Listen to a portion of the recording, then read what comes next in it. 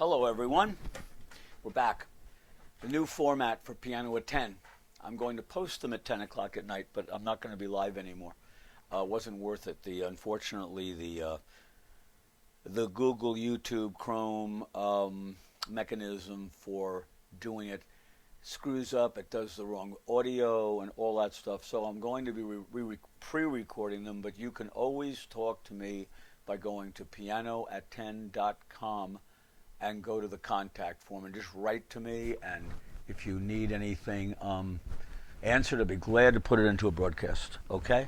And I might say that every night. Anyway, what I want to talk about tonight is what I call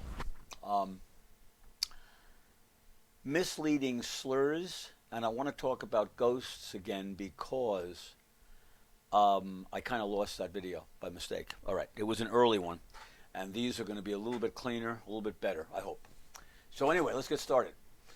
What do I mean by misleading slurs? Okay. A slur, and I suppose if I draw what I'm talking about for you to see, I'll get one of my black pens here, thank you, and come up here. We all know a slur mark looks like that, okay? Now the problem is there are times when slur marks can be somewhat accurate and other times where they're just used to show the phrase. And in other words, if you had some notes under here like this and end this a little bit sooner, and you had this, that could mean to play something like this. And that's rather accurate. But when they write a slur, and they don't mean it to be a slur, but we read it as such, like here, you will see that they've got this slur mark over the top of all of these guys.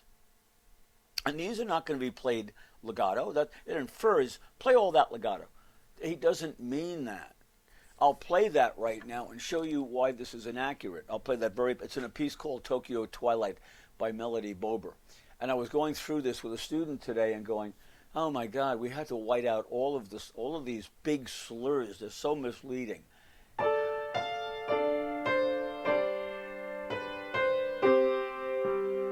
Now, of course, it all sounds somewhat smooth, okay?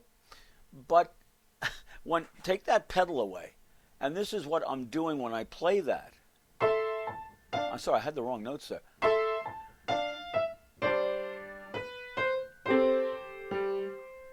In other words, I'm playing dotted. We're back to our Morse code again. Maybe that's what I should just talk about tonight, Morse code.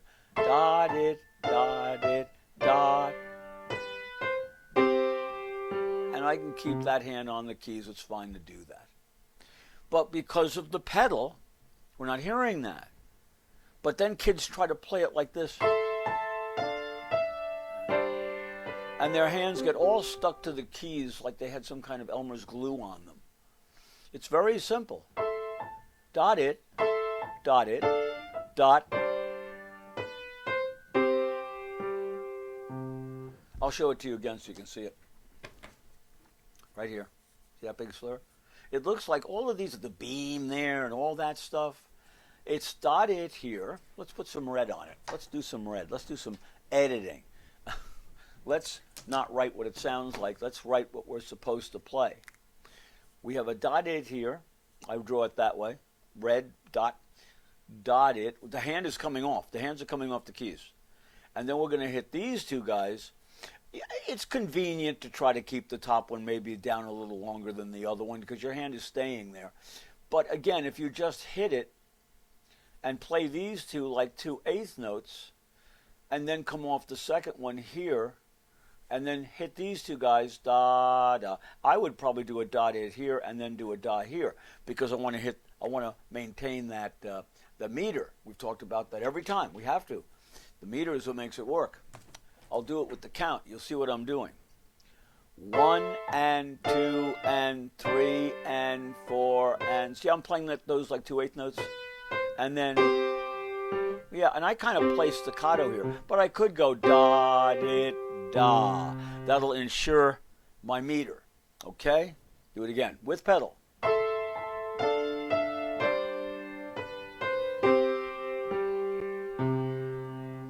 All right.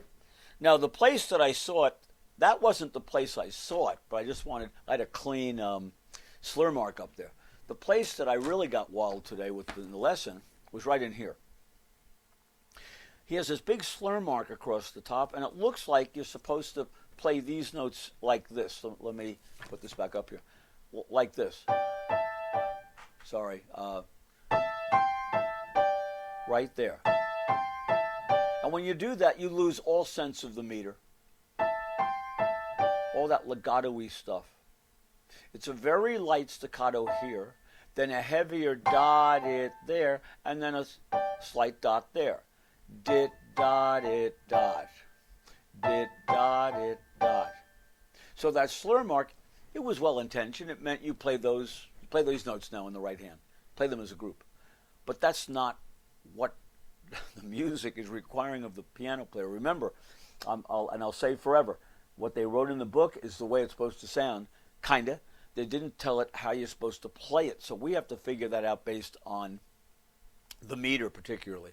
Okay, and the articulation. But that's a false articulation, that slur mark across the top. Watch me play it. I'll play it without the pedal first.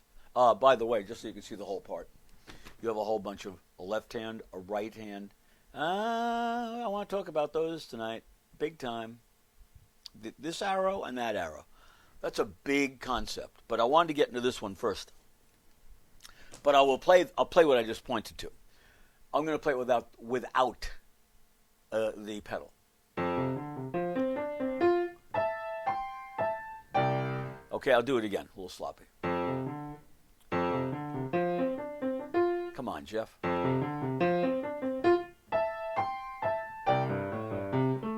Okay, so bum ba dum bum. Now I'll play it with the pedal, maybe a little slower. And okay, well, watch this hand though. You're going to see it. It's not going to be on the down. You're going to see me come up and hit him, and then hit him at the end. Take a look.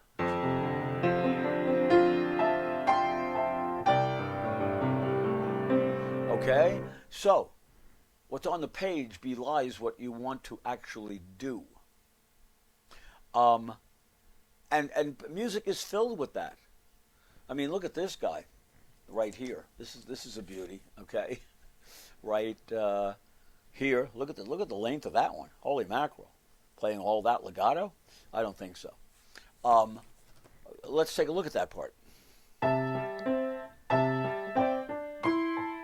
It implies you have to go like this, and then get to this note, the high C, by some kind of a finger mechanism getting there. No, the way the pedal's down the whole time for this bar. So we're going to play this. You can hear a whole series of dots. You can hear them. The left hand. Dot it, da, dot it, da. Okay? So when you play them together with no pedal,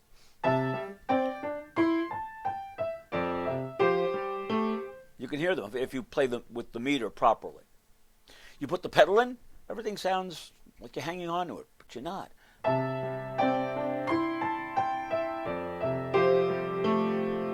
And you can hear those accents. It's not that. It's da-di-da-di-da. With the right hand, all the difference in the world. So those slur marks, they're a disaster. Anyway, okay, so much for slur marks. Let's talk about ghosts and the pedal. I wrote here, big blue arrow. First of all, I drew this arrow. That's kind of the first word. The next arrow is the next word. We'll get more into that. That's all I'm going to talk about, probably during all of these sessions. They're all going to be based on arrows, which are words, musical words. Then they form a sentence, those words. So the first musical word is this. But the first arrow, the first practice arrow, is that long. But that's not the first. That's not where we should be ending up. Let me show you what I mean. We have a ghost in there. What do you mean by a ghost, Jeff? Well, there's something we have to do during that arrow that we don't hear yet. And it's something you have to think of during this arrow, even though you're not playing it yet. Watch my hands now. Right there. I haven't played this. That's in the next arrow, which sounds like this. That's the next arrow, sounds like that. So this is the beginning of something. But during this arrow, if I'm practicing just that much, which is recommended, by the way, I have to have this hand here before that arrow is actually over if I'm going to practice it properly. So what are ghosts? Well, ghosts are, it's my own made-up word. It's something that happens that there's no indication in the book that you have to do it. So therefore it's invisible. So I gave it the name of ghost. It's something up there. See, the reason I drew this is really important. And we're going to be talking about this a lot. If I can teach you how to practice, I will be amply rewarded. This da da da da da da da da da. It sounds like something kind of ends there. It doesn't. The piece keeps going, of course. But I drew this big blue arrow, meaning, you see another one here, meaning that when you play, when you finish at this point, the right hand should be, before that, should be there. And nothing in the book says a thing about that, which is obvious because they're not telling you how to play it. And that's the problem with the piano books, and it's understandable. They don't write stage directions in a play, and I've done lots of plays. They will say, Mary said that angrily as she walked across the stage. That's called stage direction and sometimes choreography. We have choreography on the piano. There's choreography going on down here. I think I said this before. You got John and Mary, and while Mary's talking, John is getting. Oh, that is a ghost, by the way. Hopefully you saw that. I didn't point it out. The little arrow here is the left hand. While Mary's talking, John's got to get up to that F. But the second the minute Mary stops talking, she's got to get up here. She doesn't have to say her line yet, but she's got to be in the chair on the other side of the stage, if you think of it that way. But she doesn't have to say anything. So we've got John, Mary, John, and Mary's ready. Mary's not still down here on the other side of the stage. It's choreography. This is very important. And on that note, the pedal's down. I'm probably not going to stay on this guy. I might stay there an extra second until I know Mary's ready up there to go. So it's all practice stuff. It's all how do you practice? Where are your problems? Most people that play through the notes are going to end up with that big weight there every time they play it. And what are they doing to their hands? They're saying, that's the way it is, guys. That's the way it is. You could be late there, don't worry, as long as you play the right notes. Wrong. Unfortunately, the rhythm is more important than the notes. It always is. And you have that consistency, and you can practice it slowly to fall beneath your reaction time to do it. So that hand was there ahead of time, on time, because we were going slowly. Tempo is a big part of this whole process. So anyway, that's what a ghost is. But when you get up there, you got to play it without that slur mark. You got to play it that way. So you see there's a lot in that measure, that one measure, a lot of misleading things. We have to know that we've got basically two things, one starting and another one coming in that goes longer. I didn't play the whole second arrow.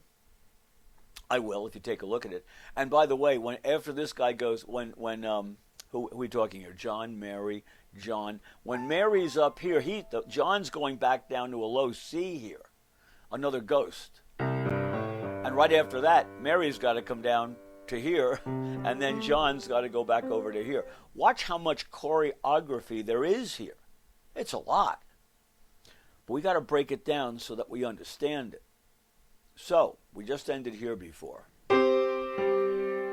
Now, both hands had to come down. Now watch, I'll play the 2 arrows that are under discussion. I missed the notes.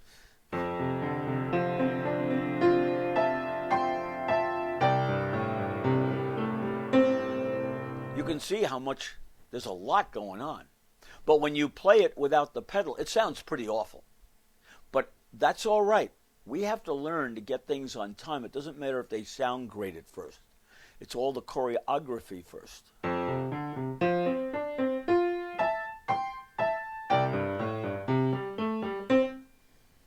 And that's it.